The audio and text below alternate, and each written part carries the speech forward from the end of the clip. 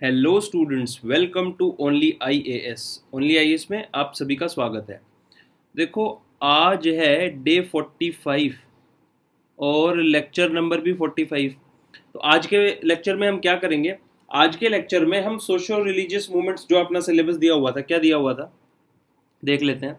मतलब भक्ति मूवमेंट और ये 6 फिलोसफीज और बुद्धिज्म, जैनिज्म, सूफी मूवमेंट, भक्ति मूवमेंट और कुछ मिसलिनियस टॉपिक्स, इनसे रिलेटेड क्वेश्चंस डिस्कस करेंगे। तो जैसा कि मैंने बोला था ना कि आपको ये जैसे भक्ति मूवमेंट है, जैनिज्म है, ये फिलॉसफीज हैं, ये पल्ले नहीं पड़ती हैं। स्टूडेंट्स ने लिटरली बोला था कि है ना, ये समझ में थोड़ी कम आती हैं। तो इनके लिए मैंने क्या किया है, आज का लेक्चर ना बस मैं 15-20 मिनट का ही बताऊंगा। कुछ एक प्रीवियस ईयर के क्वेश्चंस देख लेंगे जल्दी से। साथ में मैंने क्या किया है, ये सारी फिलॉसफीज सब कुछ कवर करने के लिए एक लगभग 2 से ढाई घंटे का वीडियो मैं प्रिपेयर कर देता हूँ, जो कि आज कितनी तारीख हो गई, 3rd में है ना। तो टुमारो इन द मॉर्निंग, है ना, आफ्टरनून से पहले वो ओनली आईएएस पे एक अलग से लेक्चर बना के अपलोड कर देंगे, ठीक है ना। तो आप उसको देख लोगे ना तो ये सारी चीज़ें क्लियर हो जाएंगी। ये जितनी भी फिलॉसफीज है ना, इनका बेसिस क्या है, इनका मतलब क्या होता है, क्योंकि यूपीएससी के थोड़े से टिपिकल क्वेश्चन पूछ रही है इन सब चीज़ों में। तो एक समझ, एक अंडरस्टैंडिंग डेवलप करना बहुत ज़रूरी है। तो ये तो मैं कर दूंगा, है ना। तो कमेंट करके बताना, ठीक है ना सब। लेकिन सबको देखना है, वो वीडियो बहुत इंटरेस्टिंग वीडियो बनने वाला है वो, जिसके अंदर बुद्धिज्म लास्ट वाली क्लास में कवर कर ही दिया था। तो क्या करूँगा उसमें, मैं बुद्धिज्म भी कवर कर दूंगा, फिर से जैनिज्म कर दूंगा। ये 6 फिलोसफीज है ना, जो ऑर्थोडॉक्स फिलोसफीज हैं हमारी, न्याय वैशेषिक और ये जितनी भी सारी हैं, वो सब कर दूंगा। और साथ में सूफी मूवमेंट क्या है, उसका बेसिस क्या है, भक्ति मूवमेंट क्या है, उसका बेसिस क्या है, और इम्पॉर्टेंट भक्ति मूवमेंट के जो प्रोमिनेंट लीडर्स थे वो सब, ठीक है। और क्या करेंगे, और ना ये बुद्धिज्म की पिछली स्लाइड से तो इनको पढ़ लेना। एक डाउट चल रहा था, बात बिल्कुल सही थी कि ये जहां से मैंने कंटेंट उठाया था वहां पर एक गलत चीज ये लिख रखी थी कि फर्स्ट काउंसिल के अंदर 3 पिटकास में डिवाइड किया था। अब देखो इसमें क्या है, थोड़ा सा ये इशू ऑफ डिबेट है कि है ना, फर्स्ट काउंसिल में ही तीनों त्रिपिटक्स बन गई थी, मतलब तीनों पिटकास बन गई थी, सुत्त पिटक, विनय पिटक, अभिधम पिटक। काफी जो हिस्टोरियंस ये बोलते हैं कि जो विनय अभिधम पिटक थी ना, वो बनी थी 3rd बुद्धिस्ट काउंसिल के टाइम पे। क्यों? क्योंकि देखो, फर्स्ट और जो सेकंड पिटक थी ना, विनय पिटक और सुत्त पिटक, उसका लिखने का एक तरीका अलग था। वो संगायन था बुद्धा की वाणी को, एक तरह से लोगों ने पढ़ा था कि तब बुद्धा जी ने ये बात बोली थी। लेकिन अभिधम पिटक है ना, उसके अंदर बुद्धा के अलावा उसके जो प्रोमिनेंट वो थे ना, बुद्धा के प्रोमिनेंट क्या बोल सकते हैं, डिसाइपल्स। जैसे उसके राइट हैंड और लेफ्ट हैंड थे, नाम था सारिपुत्र और मोग्गलायन। उस टाइम के ब्राह्मणों के बड़े लीडर हुआ करते थे वो। तो बुद्धा क्या है, मेडिटेशन से रिलेटेड टिपिकल बातें सारिपुत्र और मोग्गलायन को बताते थे। तो सारिपुत्र को बताते थे, तो उन्होंने भी फिर बाद में अपनी कुछ कुछ कमेंट्री दी। अच्छा, over the period of time कुछ एक चीजें मेडिटेशन से रिलेटेड डेवलप भी हुई थी।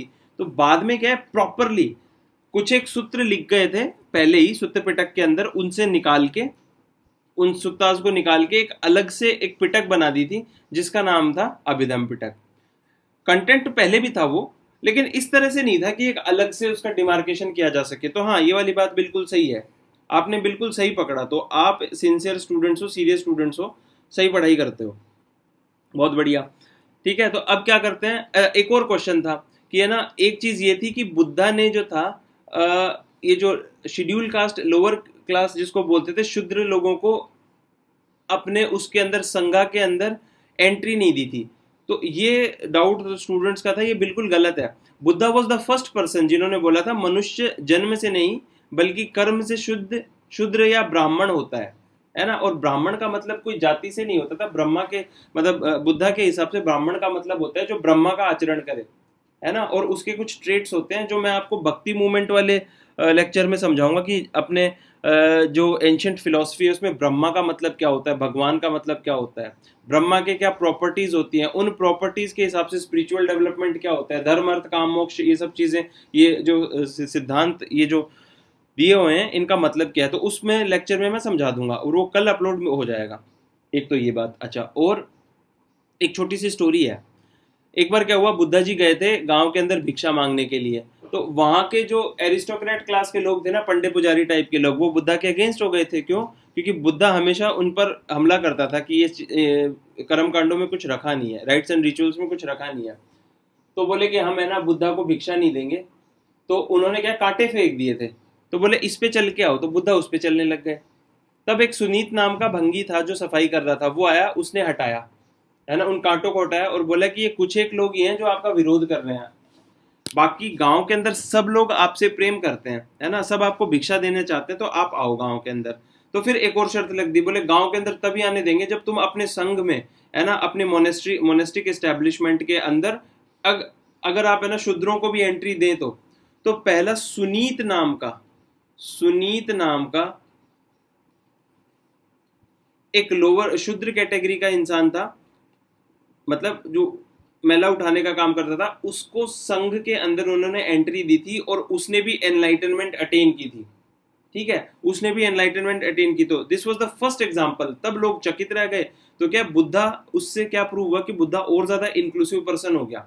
अब ज्यादा से ज्यादा लोग उनसे आने लग गए थे। उन्होंने क्लियर डिमार्केशन किया हुआ था, है ना, सब लोग हमारे पास आ सकते हैं और सबका वेलकम है। और जब सुनीत भी खुद बुद्ध बन गया था, जब एनलाइटनमेंट अरहंत बन गया था, तो उस टाइम पे जिनके पास दिव्य दृष्टि थी ना, अभी स्पिरिचुअलिटी की बातें हैं, तो वो ये देखते थे कि सुनीत जो छोटी जाति का इंसान था, लेकिन वो भी एनलाइटेंड हो गया, और उसके बाद में देवता और ब्रह्म लोक के ब्रह्म प्राणी आके उसे नमस्कार करते थे। और जिन लोगों के पास में ऐसी स्पेशल आइज थी, ये सब चीजें देख सकते थे, तब वो उन्होंने उनका प्रूव हो पाया कि हाँ यार, ये तो बात बुद्धा तो बिल्कुल सही बात बोलते हैं। तो वहां पर ऑर्थोडॉक्स कल्चर की जो सत्ता थी वो और गिर गई। तो उन्होंने सबको मौका दिया था। दूसरी, विमेन से रिलेटेड। तो विमेन से रिलेटेड भी initially Buddha was little sceptical कि है ना वुमेन की संघ में एंट्री होए कि नहीं होए। क्यों? क्योंकि विमेन की सेफ्टी से रिलेटेड उनको इशू थे। बुद्धा ने बोला था अगर मैं संघ के अंदर विमेन को एंट्री दे देता हूं तो 500 सालों तक ही मेरी शिक्षा चल पाएगी, वरना 1000 साल तक चलेगी। क्यों? देखो सीधी सी बात है, लस्ट और मनी जहां पर भी आने लग जाते हैं ना, वहां पर ये प्योर एंड प्योर टीचिंग में रह नहीं पाती है। और देखो मेल हो या फीमेल हो, दोनों जब एकदम से साथ में रहने लग जाते हैं ना, और स्पिरिचुअलिटी के मामले में, तो अगर थोड़ा सा भी भटकाव हुआ ना, तो वहां पर करप्शन देखने को मिलता है। तभी क्या करते हैं, प्रॉपर सेग्रीगेशन करते हैं, मेल अलग रहते हैं, फीमेल अलग रहते हैं। लेकिन ठीक है, बुद्धा ने फिर क्या, अपनी फोस्टर मदर थी ना महाप्रजापति गौतमी, उनको एंट्री दे दी थी संघ के अंदर। और प्रॉब्लम ऐसे होती थी उस टाइम पे, क्या फॉरेस्ट ट्रेडिशन में मेडिटेशन करते थे, क्या मोनेस्ट्री में मेडिटेशन सीख के चले गए और जंगल के अंदर आप ध्यान कर रहे हो। लेकिन वहां पे होता क्या था, जंगल के अंदर आप ध्यान कर रहे हो और साध्वियां भी थी, मीन्स फीमेल नन भी थी, है ना, फीमेल मॉन्क्स भी हुआ करती थी। तो उनका होता क्या था, देवर रेप्ड मैनी टाइम्स, है ना। तो इस तरह के इश्यूज बुद्धा के सामने आते थे। क्यों? क्योंकि उनको रूल्स तो वही फॉलो करने पड़ेंगे, कौन से, जो मेल करते हैं, तो वो भी फॉरेस्ट में जाके मेडिटेशन करेंगे। लेकिन डाकू टाइप के लोग थे, वो महिला को देखा, जैसे आज है ना क्या बोलते हैं मोलेस्टेशन होता है, पहले भी मोलेस्टेशन होता था। तो फिर क्या किया बुद्धा ने, थोड़े ज्यादा रूल्स बनाए फीमेल के लिए। एक उस समय के समाज के हिसाब से उनकी समझ थी, लेकिन उनका ऐसे कुछ नहीं था कि फीमेल की वजह से, है ना, मतलब फीमेल, मतलब वो मिसोगाइनिस्ट थे। लेकिन हाँ, उनको लगा कि है ना ये थोड़ी इम्प्रैक्टिकल सी हो जाएगी। लेकिन बाद में उन्होंने एंट्री दे दी थी, आनंदा के समझाने पे बाद में एंट्री दे भी दी थी, और एक फीमेल मोनेस्टिक एस्टेब्लिशमेंट भी बना था, है ना। जैनिज्म में ऐसा नहीं था, जैना ने नहीं दी थी, है ना, बुद्धा ने तो दे दी थी प्रॉपर। लेकिन शुरुआत में पहले मेल को ही एंट्री दी थी। तो इसमें कोई अच्छे बुरे वाली बात नहीं है, था हिसाब किताब। अच्छा, अब कुछ एक प्रीवियस ईयर के इससे रिलेटेड क्वेश्चंस कर लेते हैं। अब क्या करेंगे अपन, प्रीवियस ईयर से रिलेटेड 10-15 क्वेश्चन करेंगे, और साथ में हल्के से बोल बच्चन करेंगे, है ना। कुछ एक डाउट्स थे स्टूडेंट्स के कि नंबर कैसे बढ़ाए जाएं, तो उन सब चीज़ों से रिलेटेड बात करेंगे। और कल आपको पूरा लेक्चर मिल जाएगा जिसमें सारी फिलोसफीज, हर चीज़ एकदम प्रॉपरली समझाई हुई मिलेंगी, है ना। आगे बढ़ते हैं, सबको देखना है वो लेक्चर। 2019 में क्वेश्चन पूछा था बुद्धा से रिलेटेड, महायान बुद्धिज्म से रिलेटेड। तो लास्ट क्लास में पढ़ा भी दिया था आपको। क्या महायान बुद्धिज्म में क्या था, इमेज वर्शिप एंड रिचुअल्स थे, बिल्कुल थे। तो 3 ऑप्शन जहां जहां पे नहीं उसको काटो, तो ऑप्शन ए और बी तो पहले ही कट गया।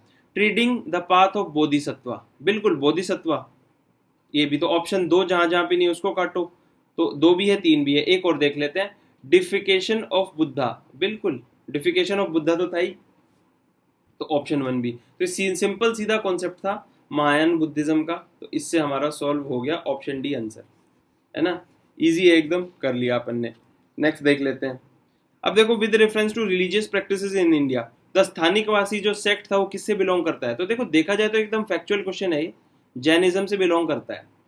लेकिन ये इतना पढ़ेंगे तो सही कैसे होगा, मतलब कुछ भी पूछ रहे हैं ये सेक्ट किससे बिलोंग करता है। तो देखो बेसिक टेक्स्ट में अपन कवर कर लेते हैं ना, तो इंपॉर्टेंट सेक्ट कवर हो ही जाते हैं बुद्धिज्म जैनिज्म के। उसके अलावा एक और तरीका मैं बताऊं, मैंने क्या करता हूं, या हर शहर में एक देखना आप, हर शहर में एक महावीर नगर जरूर मिलेगा, है ना, चाहे जयपुर हो, दिल्ली हो, कहीं भी हो, हर सिटी के अंदर, रांची, रायपुर, हर जगह पे एक महावीर नगर जरूर मिलेगा।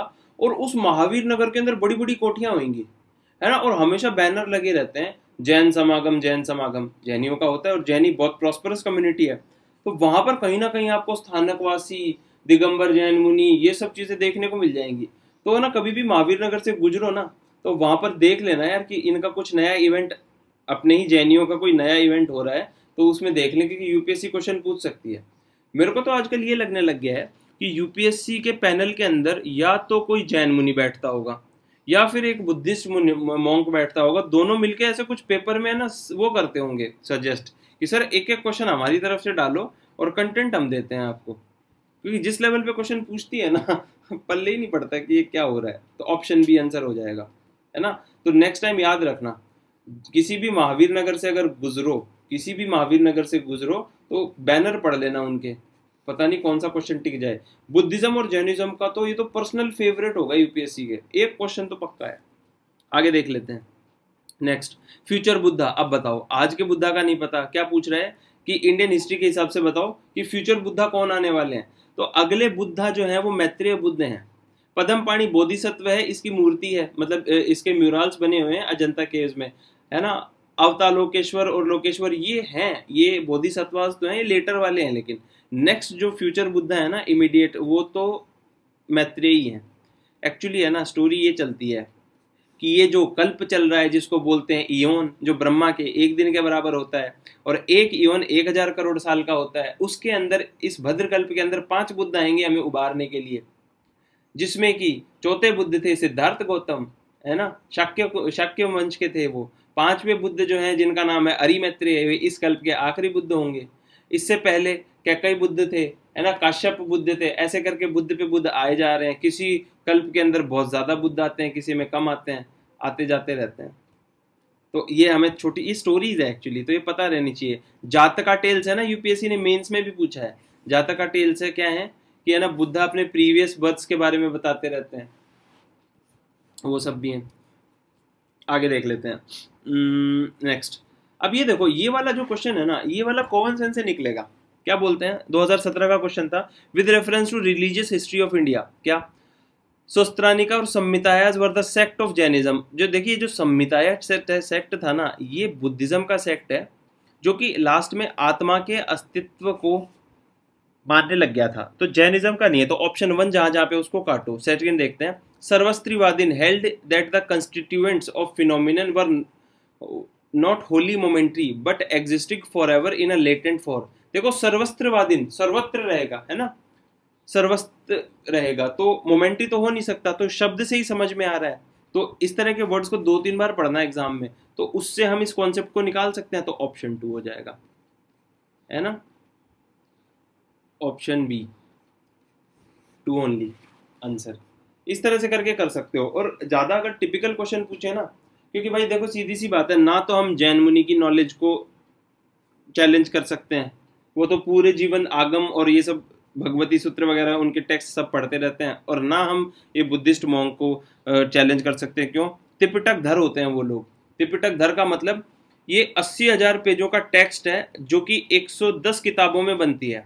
ये जो विनय पिटक, सूत्र पिटक और अभिधम पिटक, और त्रिपिटक धर कौन होते हैं? जिनको तीनों लाइन टू लाइन इसके सारे श्लोक याद हो, है ना। एक पता नहीं आचार्य, पता नहीं राम प्रसाद द्विवेदी, पता नहीं उनका क्या नाम है, बनारस के हैं, तो उनको तीनों पिटक याद है। इस लेवल के लोग हैं। तो भाई साहब वो तो पता नहीं एक साथ में 10 IAS के एग्जाम निकाल दे, तो उतनी नॉलेज अपनी नहीं हो सकती। तो कुछ कुछ छोड़ भी सकते हैं ज्यादा टिपिकल क्वेश्चन आए तो। अगला देख लेते हैं, with reference to the religious history of India. अब देखो 2016 में फिर से हीनियान उनका कॉन्सेप्ट पूछा था, 19 में भी पूछा था। तो the concept of Bodhisattva is central to Hinayana, नहीं महायान। तो ऑप्शन 1 जहां जहां पे उसको काटो, तो 1 पर था तो ऑप्शन ए कटा और डी कटा। अब 2 तो सही है, बहुत बढ़िया। 3 और देख लेते हैं। Bodhisattva is a compassionate one, बिल्कुल सही बात है। 3 और देख लेते हैं। Bodhisattva delays achieving his own salvation and help all the sentient beings on their path to it, बिल्कुल सही बात है। अपनी मुक्ति मोक्ष निर्वाण को तो रखेगा साइड में और बोले मैं आपकी मदद करता हूं पहले, है ना। तो ऑप्शन बी, तभी वो सम्यक संबुद्ध कहलाता है। बुद्ध भी 3 प्रकार के होते हैं, कभी है ना इस पे आपको नॉलेज दी जाएगी। 3 तरह के बुद्ध होते हैं। एक तो अपने से ही अपनी नॉलेज प्राप्त करेंगे तो सम्यक संबुद्ध होते हैं, और दूसरों को भी हेल्प करते हैं एनलाइटनमेंट अचीव करने में, तो वो हो गए सम्यक संबुद्ध, सम्मा संबुद्धो। एक बुद्ध होते हैं जो कि अपनी मेहनत से एनलाइटनमेंट प्राप्त करेंगे, लेकिन किसी को सिखा नहीं सकते। क्यों नहीं सिखा सकते? उनके टाइम पर या तो ऐसे लोग नहीं है कि उनका मेंटल लेवल उतना ज्यादा हो, है ना, या फिर अंदाजे बयां उनके डिफरेंट होंगे कि उस लैंग्वेज में उनको नहीं समझा पाएंगे, है ना, उनकी रिजर्वेशंस होंगी। तो उनको बोलते हैं प्रत्येक बुद्ध। 2 टाइप के बुद्ध हो गए। और तीसरे टाइप के बुद्ध होते हैं अरिहंत, जिसने अपने सारे शत्रुओं का हनन कर लिया, सारे विकार निकाल लिए। तो अरिहंत बुद्ध कौन होते हैं? अरिहंत वो होते हैं जो किसी से सीख कर, किसी से नॉलेज लेंगे, सीखेंगे और अभ्यास करेंगे, मेडिटेशन करेंगे और एनलाइटेंड हो जाएंगे। तो ये 3 तरह के बुद्ध होते हैं, है ना। तो गौतम बुद्ध थे वो सम्यक संबुद्ध थे। अच्छा, बुद्धा से रिलेटेड, है ना, कौन से इवेंट्स बुद्धा से रिलेटेड थे? तो गांधारा। तो गांधारा तो दूर था बहुत ज्यादा, गांधारा कभी गए, सेंट्रल एशिया में पड़ता है, तो गांधारा तो बुद्धा गए भी नहीं थे। तो ऑप्शन 2 जहां जहां पे उसको काट दो। गांधारी पढ़ते हैं ना अपन, तो ऑप्शन 2 पढ़ा। तो 3 और 4 तो बिल्कुल सही है। कौशल का राजा था, क्या नाम था? प्रसेनजीत, वो तो इनका डिसाइपल था, पैर दबाता था इनके। और दूसरे थे मगध, तो मगध के अंदर तो आना जाना रहता ही था। तो 3 और 4 बिल्कुल सही है। अवंती का राजा था चंद्रप्रद्योत। तो अब इस पे बोन ऑफ कंटेंशन है, वो बुद्धा का डिसाइपल भी था और एक बार गया भी था, लेकिन यूपीएससी ने क्या किया? ऑप्शन डी माना। अब पता नहीं वो हिस्ट्री की कौन सी क्या बुक फॉलो कर रहे हैं यूपीएससी वाले। अपन बहुत तगड़े वाले हिस्ट्री के रिसर्चर नहीं है ना कि कैसे इसको निकाला उन्होंने, और अपने को पता भी नहीं और उस टाइम पे क्या इवेंट्स कैसे हुए थे। देखो, इसकी इन चीज़ों की तगड़ी नॉलेज के लिए पता क्या करना पड़ता है? वो जो बेसिक टेक्स्ट होते हैं ना, जैसे बुद्धिज्म के बेसिक टेक्स्ट हैं, उनमें घुसना पड़ेगा अपने को। इवेंट्स उसमें बताए हुए हैं, तो अपने पास अभी टाइम नहीं है। अपने पास जब टाइम रहेगा ना जिंदगी में, सब कर लेंगे, फिर अपना काम रहेगा केवल पढ़ने का, तब देखेंगे। तब हम भी ये 110 किताबें पढ़ेंगे मस्त। अब थोड़ी थोड़ी पढ़ते हैं, कोई रेफरेंस आ गए तो आगे देख लेते हैं, जल्दी जल्दी निपटाते हैं। ये जो इंडिया की फिलोसफिकल सिस्टम है ना, 6 फिलोसफी, तो ये कौन सा पेयर है जो फिलोसफिकल सिस्टम का पार्ट नहीं है? कौन सा? मीमांसा वेदांता है। देखो ऑप्शन सी, लोकायत और कापालिका, ये नहीं है। कल जो वीडियो अपलोड होएगा उसमें ये फिलोसफी बनी कैसे हैं, इनका मतलब, इनका मकसद क्या होता है, कैसे की जाती है, सब कुछ खोल खोल के समझाऊंगा, उस वीडियो को देख लेना। नेक्स्ट देख लेते हैं सांख्य फिलोसफी से रिलेटेड। तो सांख्य फिलोसफी से रिलेटेड 2013 में क्वेश्चन पूछा था। क्या पूछा था? अब देखो, इन फिलोसफी में घुस के भी यूपीएससी क्वेश्चन पूछती है, तो इनको थोड़ा डिटेल में तैयार करना चाहिए। Sankhya philosophy does not accept the theory of rebirth on the transmigration of soul, नहीं, तो ये काटो। और Sankhya holds that self knowledge leads to liberation and not any exterior influence of agent, तो यही फिलोसफी है। तो ऑप्शन बी। अब ये कैसे क्या है, प्रकृति और पुरुष का क्या कॉन्सेप्ट है, कल मैं आपको बता दूंगा, कल वाली वीडियो में आपको मिल जाएगा। अलग ये 50 डेज की सीरीज से अलग अपलोड होएगा, पर वो वीडियो है ना ओनली आईएएस के ही यूट्यूब चैनल पे। ऑप्शन बी हो गया। नेक्स्ट देख लेते हैं, अगला क्या बोलता है जैन डॉक्ट्रिन के बारे में। The surest way of annihilating karma is to practice penance, बिल्कुल सही है, तपस्या तो करनी पड़ेगी। Every object even the smallest one particle has a soul, ये भी बिल्कुल सही बात है। Karma is the bane of soul and must be ended, बिल्कुल सही बात है। तो तीनों ऑप्शन, जैनिज्म का आधार ही ये है। देखो, कर्म संस्कारों की वजह से हम जन्म पुनर्जन्म करते जाते हैं, और इनको हम हटा कैसे सकते हैं? कर्मों को खत्म कैसे कर सकते हैं? कर्म संस्कारों को कैसे हम खत्म कर सकते हैं? तपस्या करके। अच्छा, कर्म संस्कार वगैरह क्या होते हैं? संकारा, संस्कार जिसको बोलते हैं, उनको बोलते हैं रिएक्शंस। हमें जो करना नहीं चाहिए ना वो कर जाते हैं, तो रिएक्ट कर गए चीज़ों को लेके, प्रेजेंट मोमेंट में अवेयर नहीं थे, तो उनकी ग्रंथियां बन जाती हैं। नेक्स्ट लेक्चर में समझाऊंगा मैं आपको, उसमें देख लेना। ये ऑप्शन डी हो गया। फिर निर्वाणा इन बुद्धिज्म का आपको बताया था, है ना, ऑप्शन ए। निर्वाणा का मतलब क्या होता है? निर्वाण का मतलब होता है, वाण का मतलब होता है जलना, और निर का मतलब होता है नेगेशन। तो जलना जहां पर बंद हो जाए ना तो उसको बोलते हैं निर्वाणम। और निब्बानम परमं सुखं, any extension of the flame of desire. Buddha ने इसको इस तरह से समझाया था, ये मोमबत्ती है, ये मोमबत्ती है, जल रही है ना, तो जल रही है जल रही है जल रही है जल रही है जल रही है, फ्लेम जल रही है, जलती रहेगी जलती रहेगी। और ये मान लो हमारा कार्मिक अकाउंट है, जितने कर्म संस्कार ये खाते जा रही है खाते जा रही है खाती जा रही है, और उतने टाइम तक ये मतलब आग इसमें जल रही है, फ्लेम। जब ये मोमबत्ती पूरी खत्म हो जाएगी ना, आग बुझ जाएगी। अब क्या बचा, कहाँ गई वो आग, नहीं पता ना, तो बस एक्सटेंशन हो गया फ्लेम का, तो वो निर्वाणिक स्टेट हो गई। उस तरह से समझो, ये मोमबत्ती अगर डिजायर्स की मोमबत्ती जल रही होती ना, और ये मोमबत्ती जल रही है तो डिजायर्स, मान लो ये मोमबत्ती का मोम है, ये मोम पूरा पिघल जाए, पूरा पिघल जाए, तो बस ये फ्लेम भी खत्म हो जाएगी, तो निर्वाण की प्राप्ति हो गई। और निब्बानम परमं सुखं। आगे देख लेते हैं। 2012 का क्वेश्चन था, इसमें कंपेयर किया गया है, किसमें, बुद्धिज्म और जैनिज्म में कंपेयर किया गया है। क्या बोलता है ये, avoidance of extremities of penance and enjoyment. देखो बुद्धिज्म में अवॉइडेंस किया गया था, जैनिज्म में नहीं। तो ऑप्शन 1 जहां जहां पे उसको काटो, तो ये बहुत बढ़िया एलिमिनेशन का क्वेश्चन हो गया, सीधे तीनों ऑप्शन कटे, ऑप्शन बी आ गया आंसर। दोनों वेदास के खिलाफ थे, क्यों, वो ऑर्थोडॉक्स के खिलाफ थे, और दोनों राइट्स एंड रिचुअल्स के खिलाफ थे। बुद्धा तो सीधा बोलता था, अत्ता ही अत्तनो नाथो अत्ता ही अत्तनो गति, हम अपने नाथ और स्वयं अपनी गति बनाते हैं। अत्त भावं नन्य शरणं अपदीपो भव, मतलब हमें किसी की शरण में नहीं जाना, अपनी शरण में जाना है, खुद की शरण में जाना है, किसी और की शरण में जाना है, और खुद अपने प्रकाश बनो। अपदीपो भव, इसीलिए उसको लाइट ऑफ एशिया बोला जाता है बुद्धा को। नेक्स्ट, द जैना philosophy holds the world is created and maintained by universal truth. ऐसा कुछ नहीं बोला था, यूनिवर्सल फेथ भी नहीं बोला था। यूनिवर्सल फेथ इसलिए नहीं बोला था, उन्होंने तो अनेकांतवाद का सिद्धांत दिया था, है ना, अनेकांतवाद का सिद्धांत दिया था। ये नेक्स्ट लेक्चर में आपको मैं प्रॉपरली समझा दूंगा एग्जाम्पल के साथ में, स्यादवाद का कॉन्सेप्ट और अनेकांतवाद का कॉन्सेप्ट। तो यूनिवर्सल फेथ तो अनेकांतवाद, जिसमें तो अनेक चीजें आ गई, तो एक फेथ तो हो नहीं सकती। यूनिवर्सल सोल का भी कॉन्सेप्ट नहीं दिया था, क्योंकि यूनिवर्सल सोल का कॉन्सेप्ट जैसे ब्रह्मा का कॉन्सेप्ट है ना, ब्रह्म सत्यम जगत मिथ्या, तो ये चीजें तो थी वेदांता फिलोसफी में आई थी, तो ये भी कटी। तो यूनिवर्सल लॉ दिया था, क्या, सब कुछ चेंज हो रहा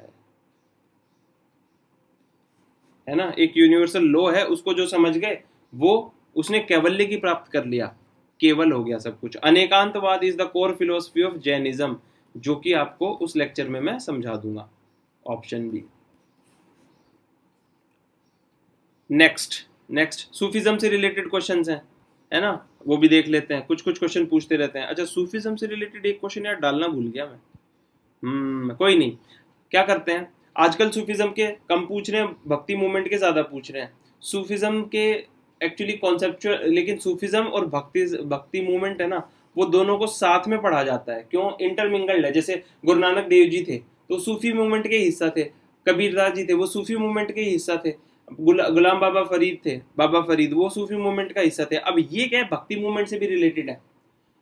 ये आपके बुल्ले शाह थे, तो इस सूफी मूवमेंट भी था, क्यों, क्योंकि हिंदू मुस्लिम हर कम्युनिटी के साथ में लेके चलने वाले थे, तो उस तरह से इनको समझना इंपॉर्टेंट है। अब ये यूपीएससी ने 2019 में क्वेश्चन पूछा था भक्ति मूवमेंट से, saint Nimbarka was the contemporary of Akbar, नहीं, अकबर से तो बहुत साल पहले थे, तो ऑप्शन 1 जहां जहां पे उसको काटो।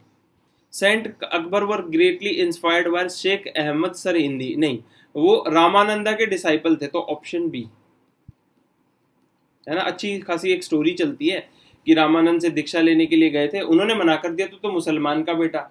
तो कबीरदास जी तो क्या है, तोड़ू आदमी थे, तो उन्होंने उन्हीं में उनको फंसा के मार दिया। तो बोले आप तो कहते हो ना ईश्वर एक है ना, ईश्वर भेदभाव नहीं करता, तो बोले आप क्यों कर रहे हो, तो बोले हाँ यार तूने तो मेरे को सही बात सिखा दी, मैं तो घमंड में बैठा था अपनी नॉलेज में।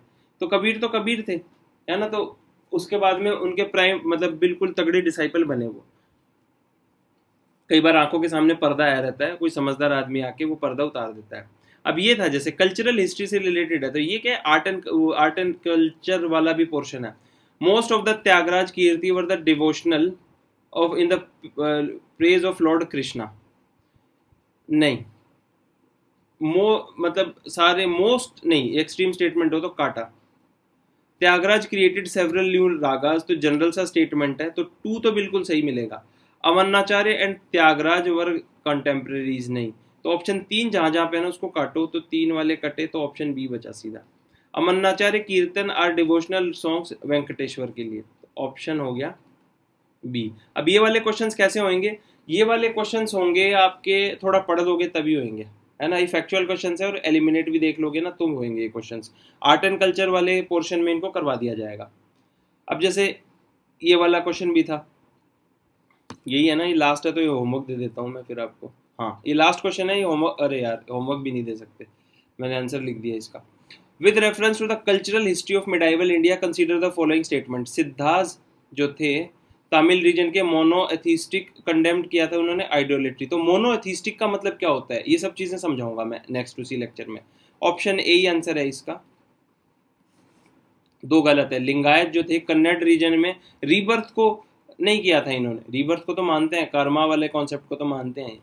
तो ये सब हो गया अपना, ठीक है। अब नेक्स्ट क्या करेंगे, नेक्स्ट अपन कर लेते हैं, नेक्स्ट अपन क्या करते हैं, नेक्स्ट तो बस यही है कि आपको कल आफ्टरनून से पहले वीडियो मिल जाएगी जिसमें पूरा बुद्धिज्म,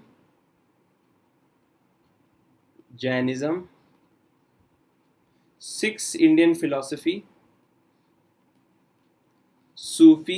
सूफिज्म और भक्ति मूवमेंट होएगा, है ना। वो कितना भी बड़ा हो, पानी वानी पी के बैठना, उसको सिंगल गो में देखने की कोशिश करना या फिर उसको पूरा देखना। तो इससे अंडरस्टैंडिंग बनेगी जिससे हमें प्रीलिम्स में फायदा होएगा। प्लस एथिक्स के अंदर कैसे चीज़ों को समझना है और कैसे इनका यूटिलाइजेशन हो सकता है वो समझ में आएगा। और प्लस किसी को अगर फिलॉसफी ऑप्शनल में इंटरेस्ट आ जाए तो फिलॉसफी ऑप्शनल को समझने का तरीका सबसे बेस्ट यही है कि फिलॉसफीज होती क्या है, इनको हम कैसे पकड़ सकते हैं। तो ये सब चीज़ों का उस लेक्चर से आपको फायदा मिल जाएगा, है ना। बस आगे क्या करते हैं, अब देखते हैं थोड़े से बोल बच्चन, जल्दी से कवर अप करूंगा। एक कमेंट आया हुआ था एक स्टूडेंट का, क्या कि सर 95 से 100 नंबर आ जाते हैं, स्कोर बढ़ नहीं रहा है, क्या करें। टेस्ट सीरीज करते हैं 9 to 5 to 100 आ जाता है, स्कोर बढ़ नहीं रहा है तो क्या करें। तो देखो सीधी बात है, एक बात बताता हूँ बिल्कुल कायदे की बात। देखो कोचिंग इंस्टीट्यूट की जो टेस्ट सीरीज है ना, उससे अपन जांच नहीं सकते कि लिटरली हमारी प्रिपरेशन अच्छी है कि नहीं है, क्योंकि कोचिंग टेस्ट का वो स्टैंडर्ड हो ही नहीं सकता कि जो यूपीएससी का होता है। क्यों, यूपीएससी जो भी टेस्ट सीरीज बनाती है ना, यूपीएससी टेस्ट सीरीज बनाती है अपने हिसाब से, और कोचिंग इंस्टीट्यूट क्या करते हैं, कॉपी करती है, और कॉपी कभी भी ओरिजिनल के बराबर हो नहीं सकती। और कोचिंग इंस्टीट्यूट का ये भी रहता है ना कि देखो हम इतना मुश्किल पेपर बना रहे हैं, आपको फैक्चुअल नॉलेज दिलवा दें अपन, तो उससे ये मत मापो कि आपकी तैयारी कम है, लेकिन स्टिल हमें 115 नंबर पे तो आना ही है ना। तो देखो उसका सबसे बेस्ट तरीका क्या होता है 115 नंबर पे आने का। अब आप ये फोकस करो, जो जितना भी स्टैटिक पोर्शन है ना अपना, स्टैटिक पोर्शन में जिसमें सबसे ज्यादा क्वेश्चंस आते हैं, जैसे इंडियन पॉलिटी हो गई, इंडियन फ्रीडम स्ट्रगल हो गया, एनवायरमेंट का कुछ पोर्शन है जिसमें प्रेडिक्ट किया जा सकता है कि यहाँ से क्वेश्चन आएंगे ही आएंगे। उसके अलावा आर्ट एंड कल्चर, अब ये जैसे कल का लेक्चर में दूंगा आपको, ये बुद्धा जैना और फिलोसफी वाला, इसमें 3-4 क्वेश्चन टिकेंगे। इनको इस तरह से रट लो, मगअप कर लो कि रात को भी थप्पड़ मार के भी कोई क्वेश्चन पूछे ना आपको, रात को भी, आधी रात को भी कोई उठाए, तभी भी आप उसके आंसर सही कर पाओ। होता क्या है, मोस्ट ऑफ द टाइम हम रिवीजन को मिस कर देते हैं और ये वाले स्टैटिक पोर्शन की चीज़ों को हम गलत कर देते हैं, कंफ्यूज रहते हैं इसलिए। तो इनको पक्का कर लो। और ज्योग्राफी की मैपिंग जो बहुत इंपॉर्टेंट है, ये सब चीज़ें कर लोगे ना तो आपका लिटरली स्कोर बढ़ेगा। और साथ में एनसीईआरटी जो है ना, एनसीईआरटीज उनके फैक्ट्स पूछती है यूपीएससी डायरेक्ट उठा के, और मैं चैलेंज के साथ बताता हूँ कि मोटे मोटे क्वेश्चंस होते हैं जो कहीं नहीं मिलते, वो सब एनसीईआरटी में ही मिलते हैं। तो एक बार वहां से अपनी प्रिपरेशन को सप्लीमेंट कर लोगे ना, तो ये जो डाइसी सिचुएशन है ना 95 मार्क्स वाली, ये 115 पे आ ही जाती है। ये मतलब एवरग्रीन है, ये चीज ऐसे ही होता है। तो एक यहाँ से बना सकते हो। अच्छा, एक स्टूडेंट का डाउट था कि सर मैं काम वासना की तरफ बहुत जाता हूँ, है ना, मेरा मन काम वासना की तरफ बहुत जाता है। बहुत बढ़िया होती है, जेन्युइन प्रॉब्लम है, और इस तरह की चीज़ों को अपन बात भी नहीं करते। और एक फिर नीचे स्टूडेंट ने बोला कि और सब हमेशा बोलते भी रहते हैं, सबके साथ कुछ भी प्रॉब्लम होती है ना तो अदरवाइज मत लेना, बस एक बात कि है ना, योगा किया करो, मेडिटेशन किया करो। लेकिन जो लोग हमें समझाते भी है ना, देखा जाए तो वो भी नहीं करते हैं। तो प्रॉब्लम क्या है, इस चीज़ से हम परेशान भी हैं, और इन चीज़ के रेमेडी जो बोलते हैं ना अपन, वो हम खुद भी नहीं कर पाते हैं। तो कैसे आउटकम हो पाएगा, कैसे इन चीज़ों के बाहर निकल पाएंगे। तो देखो उसका एक सीधा सा कॉन्सेप्ट मैं ये बताता हूँ। देखो इन चीज़ों से घबराने की ज़रूरत नहीं है। सर्वाइवल और प्रोक्रिएशन हमारी बेसिक इंट्यूटिव एनर्जी है अंदर की, ठीक है ना। अब होता क्या है, हम ओवर इंटेलिजेंस किसी भी चीज़ में दिखाते हैं ना अगर, तो हमें हमारी ऐसी तैसी हो जाती है क्या, कि बस उसी चीज़ के बारे में सोच रहे हैं, उसी में लिप्त हैं, तब हम परेशान होंगे। तो क्या करें, उसको अवॉइड करना स्टार्ट करो। अब ऐसा भी नहीं है कि है ना एकदम से वो अवॉइड हो जाएगी। आप है ना लस्ट वगैरह, पोर्नोग्राफी, इन सब की आदत पड़ी हुई है आपको, तो इसका मतलब ये नहीं कि एकदम से वो अवॉइड हो जाएगी, क्योंकि कल से एकदम पाक साफ हो गए, ऐसा भी नहीं होता है। उसको अवॉइड, जैसे हैबिट फॉर्मेशन में धीरे धीरे टाइम लगा था ना, वैसे ही हैबिट्स को तोड़ने में भी टाइम लगेगा। तो हैबिट्स को तोड़ने में टाइम लगेगा, उसके लिए हमें सस्टेनेबल बनना पड़ेगा। सस्टेनेबल कैसे, कि हम हैबिट को तोड़ने के लिए कोई उपक्रम अपनाएं, कुछ ना कुछ प्रैक्टिस करें। उसके लिए क्या जरूरी है, फोकस ऑफ माइंड होना बहुत जरूरी है, कि टाइम टू टाइम हम हमारा माइंड रिमाइंड रखे कि देखो मेरे को है ना इन चीज़ों की तरफ अट्रैक्ट नहीं होना है, अपने आप को डेविएट करना है। तो बार बार क्या करो, ऐसी प्रैक्टिसेस करो जिससे कि हम डिस्करेज हों इन चीज़ों की तरफ। कभी कभार का तो ठीक है, चलता है ना, धर्म अर्थ काम मोक्ष, तो काम भी है ना एक जीवन का हिस्सा है, लेकिन ओवर इंटेलिजेंस ना हो। तो वो कैसे होगा कि भाई एक तो अकेले मत रहा करो, एक ग्रुप में रहा करो और अपनी चीज़ों को किसी के साथ में डिस्कस किया करो। दोस्त हो गए, दो दोस्त हैं, दो दोस्तों की सेम समस्या है, तो टॉक इट आउट, उन चीज़ों को बात करो और क्या करो, उसको रिप्लेस करने की कोशिश करो। और मन को फोकस बनाने के लिए मेडिटेशन का इस्तेमाल करना चाहिए, जिससे कि हमें हर समय याद रहे, समझ रहे कि देख हम क्या है, गलतियों में मतलब है ना, जब हमारा मन भटकता है ना, तब हम इन चीज़ों की तरफ भागते हैं। इग्नोरेंस होता है तभी तो बार बार इन्हीं सेक्सुअल एक्टिविटीज में इंडल्ज होते हैं ना अपन। इग्नोरेंस नहीं होता है तब तो नहीं होते हैं। और इग्नोरेंस कब जाता है, जब हमारी अवेयरनेस बरकरार रहती है। और अवेयरनेस कब रहती है, जब हम योगा एंड मेडिटेशन करते हैं। क्यों, इससे हम अपने आप से कनेक्ट रहते हैं। This is the way out of enlightenment, self control, यहीं से तो सीखते हैं। लेकिन ये मेडिटेशन भी नहीं हो पाती है ना, ये भी करना बहुत मुश्किल है। तो शुरुआत में कहीं जाके एक बार सीख लो, किसी समझदार आदमी से, या फिर कहीं आप जाके वहाँ पे योगा सीख लो। क्योंकि योगा का ना अपना एक प्रॉपर एक मेथड होता है, जैसे अष्टांग योग है ना, तो इसका एक प्रॉपर प्रोसीजर है। तो कहीं शिविर लगते हो तो वहाँ पे सीख लेना चाहिए। ये एक बेसिकली साइंस है और इसकी एक थोड़ी सी ट्रेनिंग ले लो। ऐसे ही इंटरनेट पे देख के करने लग जाओगे तो वो इफेक्टिव थोड़ा नहीं होता है। एक तो वो सीख लिया, एक मेडिटेशन कहीं चले गए, जैसे विपासना के 10 डेज के कैंप में चले गए, जब अपने पास टाइम रहा वहाँ पे सीख के आ गए। फ्री ऑफ कॉस्ट 10 दिन का शिविर लगता है, वहाँ पे सीख लिया, बहुत बढ़िया। या फिर अलग टाइप की कुछ मेडिटेशन सीख ली कहीं से। फिर ग्रुप बनाओ 2-3 स्टूडेंट मिलके कि हाँ भाई रूटीन से हम डेली योगा करेंगे और रूटीन से हम डेली मेडिटेशन करेंगे। और अपना हैबिट चार्ट बनाओ, क्या कि देखो कल मैं 4 घंटे इंडल्ज रहा था उल्टे फुल्टे कामों में, पोर्नोग्राफी देखना है और सब करना, लेकिन आज मैं 3 घंटे 50 मिनट ही रहा। तो उस टाइम को रिड्यूस करते जाओ, तो over the period of time हम इस चीज़ को कवर अप कर पाएंगे। सोचोगे कि एकदम से ही मैं पाक साफ हो जाऊं, तो भाई साहब वो तो इम्प्रैक्टिकल हो जाएगी, उल्टा और ज़्यादा इंटेलिजेंस हो जाएगा, है ना। तो वो चीज़ भी एकदम गड़बड़ हो जाएगी। किसी भी हैबिट पैटर्न को तोड़ने का यही तरीका है। और किसी भी नई हैबिट को भी over the period of time he develop किया जा सकता है। बच्चे फ्रस्ट्रेट हो जाते हैं ना कि मैं तो 3 दिन में ही सारी प्रिपरेशन खत्म कर देना चाहता हूँ, बेवकूफ़ है। धीरे धीरे, कबीरदास जी बोलते हैं ना, धीरे धीरे रे मना धीरे सब कुछ होए, माली सींचे सो घड़ा ऋतु आए फल होए। आप तो अपनी तरफ से धीरे धीरे काम करते जाओ, over the period of time result आएगा ही आएगा, और वो अच्छा ही आएगा। सो इस तरह से हम इन कामों को कर सकते हैं। और देखो झिझकना नहीं चाहिए, और इन चीज़ों को अच्छा या बुरा भी नहीं मानना चाहिए। भाई बॉडी के ट्रेट्स हैं अपने, दिखाते हैं, है ना। सेक्सुअलिटी तो देखो हमारा जनरेशन इस चीज़ के पीछे हुआ है ना। तो सेक्सुअलिटी तो मतलब क्या बोलते हैं, इटर्नल ट्रूथ है ह्यूमन बीइंग्स का, even any of the being. लेकिन ये बैलेंस आउट होना चाहिए। तो ठीक है, इस क्लास को यहीं पे अपन वाइंड अप करते हैं। कल का काम दे दिया है मैंने, इंडियन पॉलिटी की चीज़ें आएंगी, पढ़ते रहो, ये सब पढ़ लेना, कॉन्स्टिट्यूशनल और नॉन कॉन्स्टिट्यूशनल बॉडीज। निपटाते हैं क्लास को। Only IAS, nothing else, and I'm going to make it for sure any way, anyhow. So happy time, good luck, enjoy, take care, bye bye.